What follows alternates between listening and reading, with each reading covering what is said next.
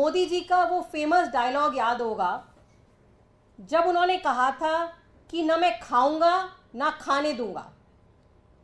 उस समय मोदी जी एक्चुअली कहना ये चाह रहे थे कि जिसको भी खाना है वो भारतीय जनता पार्टी में शामिल हो और उसके बाद जितनी मर्जी भ्रष्टाचार करो, जितनी मर्जी खाओ, जितनी मर्जी घोटाला करो। भारतीय जनता पार्टी से भ्रष्ट पार्टी भारत के इतिहास में नहीं हुई है और ये बात मैं बहुत जिम्मेदारी से कह रही हूं। उसका लेटेस्ट एग्जाम्पल है मुंबई से शिवसेना शिंदे ग्रुप के सांसद रविंद्र वाइकर के खिलाफ 14 सितंबर 2023 को मुंबई में एक एफआईआर दर्ज हुई थी जिसमें लिखा था कि एक प्लॉट जोगेश्वरी एरिया में एक प्लॉट जहां पे कि एक पब्लिक गार्डन बनना था, उसमें रविंद्र वाइकर ने एक 5 सितारा आलीशान होटल बनाने की कोशिश करी। तो 14 सितंबर 2023 को ये एफआईआर दर्ज हुई। उसके बाद मामला ईडी में गया, कई बार ईडी की रेड भी हुई और सुर्खियों में ये मामला बना रहा। अनुमान लगाया जा रहा है कि इस प्लॉट की कीमत कम से कम 500 करोड़ है।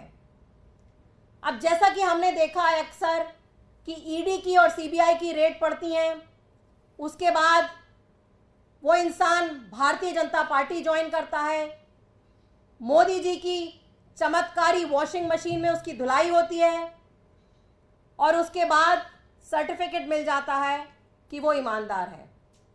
यही टूल किट रविंद्र वाइकर के केस में भी प्ले हुई। जैसा कि मैंने कहा 14 सितंबर 2023 को ये एफआईआर दर्ज हुई थी।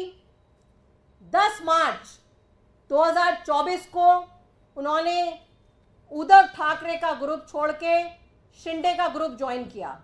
शिंदे ग्रुप जो भारतीय जनता पार्टी के साथ गठबंधन में है, शिंदे ग्रुप ज्वाइन किया, मुंबई से चुनाव लड़ा, 48 वोटों से चुनाव जीते और कल उनके खिलाफ जो केस था उसको समाप्त कर दिया गया, क्लोजर रिपोर्ट दाखिल कर दी गई। यानी कि मोदी जी की वॉशिंग मशीन में धुलाई हो गई और उनको सर्टिफिकेट मिल गया। इतनी हंसी आती है, क्लोजर रिपोर्ट में लिखा है कि अधूरी जानकारी और गलत फहमी के कारण ये क्लोजर रिपोर्ट दाखिल की जा रही है। अधूरी जानकारी क्या थी?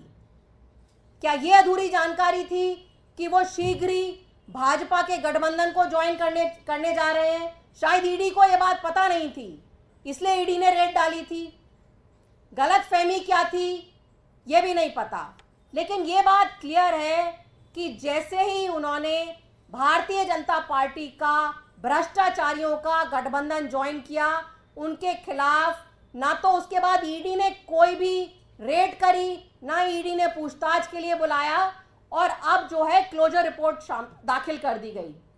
ये पहला मामला नहीं है, ऐसे मामले कई बार हमारे सामने आए हैं पिछले कुछ सालों में और हम लोग तो कहते आ रहे हैं कि जो भी भारतीय जनता पार्टी ज्वाइन करता है उसको मोदी जी मशीन में धुलाई करके और उसको सफाई का सर्टिफिकेट दे देते हैं।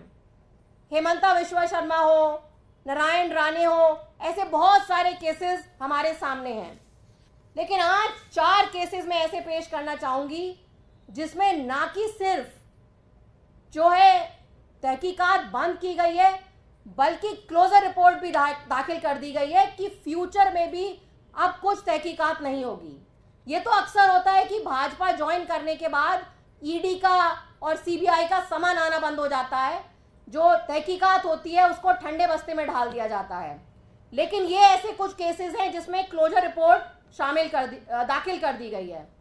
छगन भुजबल का केस है जिसमें कि 10,000 करोड़ का महाराष्ट्र सदन का घोटाला था।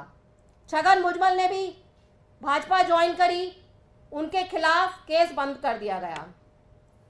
प्रफुल्ल पटेल का केस देखिए, प्रफुल्ल पटेल का 30,000 करोड़ का घोटाले का केस था। उनके साथ भी वो हुआ कि मोदी जी की गुड बुक्स में आकर वॉशिंग मशीन में धोकर उनके खिलाफ भी क्लोजर रिपोर्ट दाखिल कर दी गई। सिंधिया के खिलाफ फ्रॉड का केस था, उसमें भी यही हुआ कि उनके खिलाफ भी जो केस था उसको रफा दफा कर दिया गया, क्लोजर रिपोर्ट दाखिल कर दी गई। बाबा सिद्दीकी का केस था, यह भी मुंबई का केस था, 500 करोड़ का स्लम रिहैबिलिटेशन का केस था, इसमें ईडी का केस था। इसमें भी वही हुआ कि मोदी जी ने वॉशिंग मशीन में धुलाई करी, क्लोजर रिपोर्ट शामिल कर दी गई।